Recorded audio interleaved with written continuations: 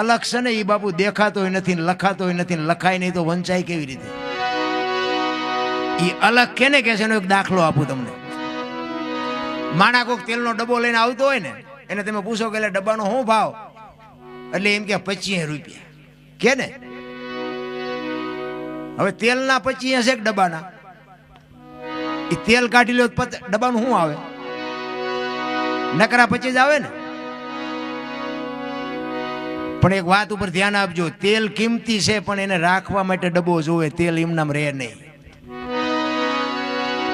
તેલ કિંમતી છે, ડબ્બાની 25 રૂપિયા કિંમત છે, 2500 રૂપિયા તેલની કિંમત છે, પણ તેલ બાપુ એ 25 વાળો હોય ને તો જ આ 2500 ની કિંમત છે, નકર બાપુ તેલ રહે નહીં. અને સિંગ તેલ હોય, કપાસિયા તેલ હોય, પામોલીન તેલ હોય, એ તેલ ઉપર ન લખાય, ડબ્બા ઉપર લખવું પડે, એને અલગ કહેવાય. એમ આ દેહની છે ને બાપુ કોઈ કિંમત નથી. આને દુનિયા આપણે કહે છે ને મારા મારા મારા, એ મારા જ દિવાળી મૂકવાના છે. આપણા છે એ જ આપણને દિવાળી મૂકવાના છે. આ દેહની કિંમત કાંઈ નથી. પણ બાપુ ભજન કરવા માટે દેહની જરૂર પડે. ભજન વગર દેહ ન થઈ શકે, દેહ વગર ભજન ન થઈ શકે. અલગ એને કે મારું નામ અનોપસી છે, પણ બાપુ અહીંયા આવીને આંગળી દેખાડીને મને બતાવો કે અનોપસી ક્યાં છે. હે આ છાતી છે, ગાલ છે, કપાળ છે, માથું છે, તો અનોપસી ક્યાં? જરૂર આની છે રામ. આ હું બોલું છું ને ઈ જ ઈશ્વર છે. જે સ્વર છે ને ઈ જ ઈશ્વર છે. આ હું બોલું એ તમારા કાન સુધી સંભળાય, દેખાય છે? ઈ દેખાતો નથી ને ઈ જ સાચું છે. ઈ દેખાવાનું ચાલુ થઈ જાય ને, મને જેથી દેખાય ને તેથી હું નહીં તમને દેખાઉં. આ વસ્તુ એવી છે બાબુ. આ 12 વાગ્યા પછી જ બાજુ આ વાતું નીકળે, કઈક એવા અધિકારી બેઠા હોય ને તઈ, બાકી કોઈને કઈ કીધા જેવું નથી. નકર એમ કે અમને દેખાડો, જમજમ પાણીપુરી વેચવા નીકળ્યા હોય જાણે. એમ નથી, મહેનત કરવી પડે. અમે ઘણી જગ્યાએ પ્રોગ્રામ જ આવીને તો કે આપણે રામાયણની વાત કરી, કીધું સાંભળેલું, બીજું કંઈક કહો. આપણે મહાભારતની વાત કરી, એ સાંભળેલું, બીજું કંઈક કહો. કંઈક આપણે સગાળ સૈનિક જલારામની એ તો બધું સાંભળેલું, બીજું કંઈક કોણ. પણ તારે શું સાંભળવું છે એ તો તું કે. હા, અમે જેટલું બોલ્યા છીએ ને અમારું આ જેટલું તમે સાંભળ્યું એટલું જીવનમાં ઉતાર્યું, એટલું ઉતારી લો ને તો બાપુ બીજું સાંભળવાની જરૂર જ ન પડે. આ તો ઓલું ફૂટલું માટલું હોય, નાખ ગમે એટલું કરો તે માટલું ભરાય કોઈ દી? પણ એવું માટલું બાપુ રાખો ને, એમાં ભરીને રાખો ને બેલેન્સ બાપુ, એ જ તમારું ભવિષ્યમાં કામ આવશે. એક વાણી અને એક પાણી. પાણી છે ને એ બહાર સાફ કરશે ને વાણી છે અંદર સાફ કરશે. આ બે વસ્તુની ખાસ જરૂર છે. ભલે એ પાણી તમારું પડ્યું હોય ને, એ ખાવામાં કામ આવે, રસોઈ બનાવવામાં કામ આવે, નાવામાં કામ આવે, અને બીજેથી પાણી મળીને એ પાણી કદાચ ખરાબ થઈ ગયું છે ને તો ક્યાંક બાપુ હળગતું હશે ને તો અહીંયા સાંટશો ને તો અગ્નિ ઓલવવામાં કામ આવશે. ખરાબ પાણી છે તોય કામમાં આવશે. વાણીની પાણીની બેની જરૂર છે. એટલે સવારામ કહે છે, પચમ ખડકીમાં જાગીને જોયું જળ હળદળ કે છે, ચંદ્ર ભાણ જાવ લીટીને આવે, તું તો ગગન મંડળમાં ચડી ગયો. ગગન મંડળ છે ને મહાપુરુષો આને કહે છે.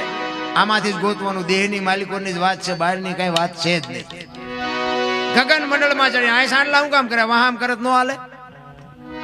સાંડલા ગાલે કરે તો હાલે? ન હાલે. અહીંયા જ બાપુ ખજાનો છે. જો સદગુરુની કૃપા થાય ને અહીંની જો બાપુ વાત નક્કી થઈ જાય તો આ જીવનમાં ક્યાંય અંધારું છે જ નહીં. એટલે સવારામ કહે છે ગગન મંડળમાં ચડીને ગોત. આપણે ગમે ત્યાં જવું હોય ને તો બાપુ વિચાર આમાંથી જ આવે. જાલી જવું છે, ભજનમાં જવું છે, કારખાને જવું છે, વાડીએ જવું છે, જ્યાં બધું આમાંથી નક્કી થાય. કાંટો પગમાં વાગે ને ખબર આય પડે. શરીરની રચના સામું કોઈએ જોયું જ નથી. દ્વારકા વાળા કે હરિદ્વાર જવું છે, હરિદ્વાર વાળા કે સોમનાથ જવું, તો હાસુ ચા છે એ તો કહો. કોઈને ખબર જ નથી, બધા ચાલુ જ થઈ ગયા છે. એટલે કે છે ગગન મંડળમાં તમારો ને મારો બાબુ આ જોજ ચાલુ છે ને ત્યાં સુધી નહીં મજા. અત્યારે કોઈનો દેહ દુર્ગંધ નથી મારતો, અને એમાં બાબુ એવું તત્વ નીકળી જાય 2 દીમાં દેહ દુર્ગંધ મારી જાય તો આ અંદર અત્યારે ઉટકીને સાફ સુફ કોણ રાખે છે? કોક દેખ આંકડા કાઢવા જોઈએ. અત્યારે આપણો દેહ ચોખ્ખો રહેશે, આનું કારણ શું છે? કોણ ચોખ્ખો રાખે છે? એક માણાને મરવું હોય ને આપઘાત કરવા જાય ને પાણીમાં ધૂપકો અરે ગમે એટલી મહેનત કરે ને બાપુ તળિયે જ જાય, ઉપર રહે જ નહીં. અને જીવ નીકળી જાય ને પછી પાણી બાપુ બહાર કાઢી નાખે. વજન તો દેહનો એટલો ને એટલો હોય તો પાણી ઉપર ચમ કાઢી નાખતું છે. વિચારવા જેવું છે. માણાનો અવતાર હાવ ડીંગો ડીંગ નથી, આ તો આપણે ડીંગો ડીંગ કરી મૂક્યું. એટલે કે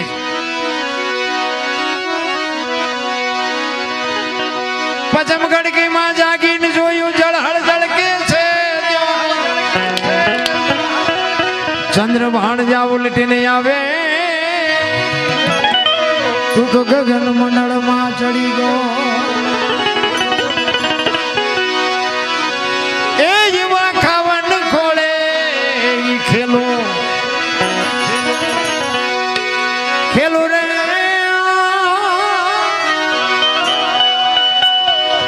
એ સુરત જારે જારે જારે શબ્દ ને વરે, એ જેવો ગુરુ ગમ પ્યાલો પીજો.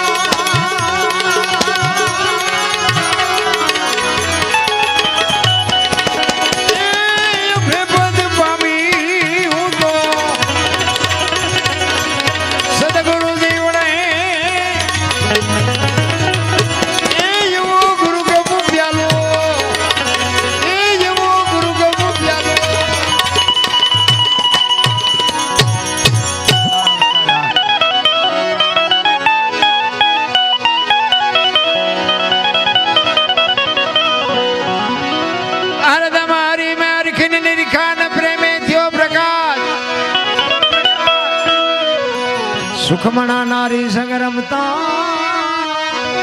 તેથી પૂરી કરી તી મારી સમુદ્ર મંથન થયું ને. સમુદ્ર મંથન થયું ને પછી બધી હારી હારી વસ્તુ બધા લઈ ગયા. ઘણું બધું નીકળ્યું હતું. છેલ્લે ઝેર ને કોડા બે વધ્યું અને ભોળાનાથ આવ્યા. એ રહી ગયા હતા, વાંહે રહી ગયા. ભોળાનાથ આવ્યા, એ કે કાંઈ વધ્યું?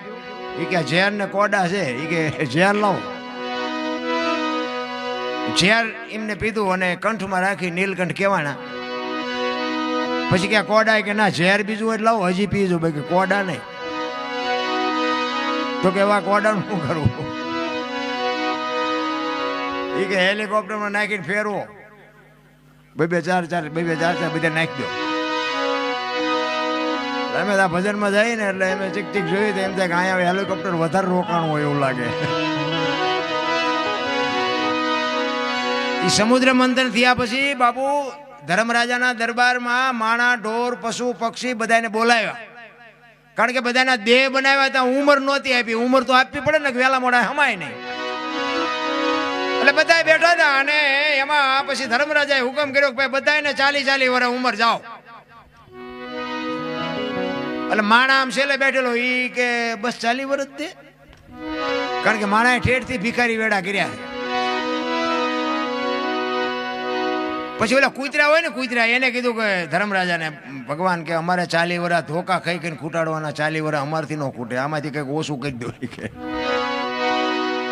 એ કે 20 તમારા ઓછા કરી, કે આ કોઈને લેવા છે માણા કે લાવો 60 કર્યા.